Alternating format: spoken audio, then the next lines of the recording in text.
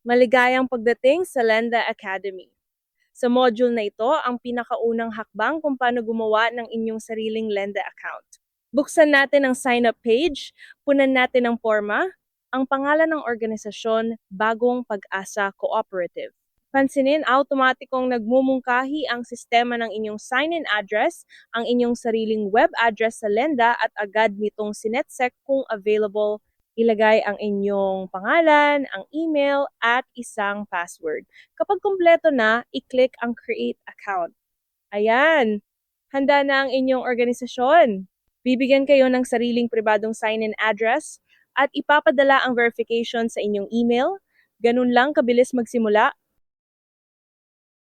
Ngayon, mag-sign in tayo gamit ang bagong account. Buksan ang login page, ilagay ang email at ang password na kagagawa lang natin, tapos sign in. Dahil bago pa lang ang organisasyon, hindi kayo dadalhin agad sa dashboard, sa halip, sasalubungin kayo ng onboarding wizard, ang gabay na hakbang-hakbang para sa unang setup. Ito ang magsisimula sa inyo ng tama. Ayan, narito na ang onboarding wizard. Sa itaas, makikita ninyo ang progreso. 6 na mabilis na hakbang para ma-setup ang inyong organisasyon. Bawat hakbang ay pwedeng laktawan at ayusin sa ibang pagkakataon sa settings walang pilit. Ang unang hakbang ang mga pangunahing detalye ng organisasyon na naka-fill na mula sa inyong sign-up. Simple lang, kumpirmahin at magpatuloy.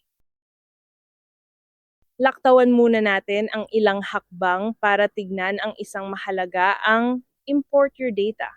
Kung galing kayo sa lumang sistema o kaya sa spreadsheet, hindi ninyo kailangang i-type ng isa-isa ang lahat.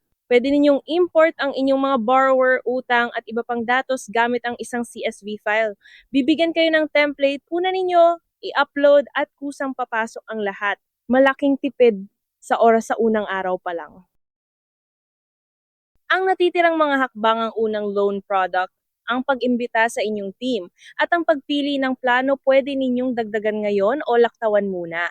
Kapag natapos na ang wizard, dadalhin kayo sa inyong dashboard malinis, handa at hinihintay ang inyong unang borrower. At iyan nakapag-set up na kayo ng inyong sariling lenda. At iyan ang sign up at onboarding ng lenda. I-recap natin. Una, mag-sign up sa pamamagitan ng simpleng forma, bibigyan kayo agad ng sariling pribadong address. Pangalawa, mag-sign in at gagabayan kayo ng onboarding wizard sa unang setup. At pangatlo, gamit ang CSV import, madali ninyong mailipat ang inyong dating datos.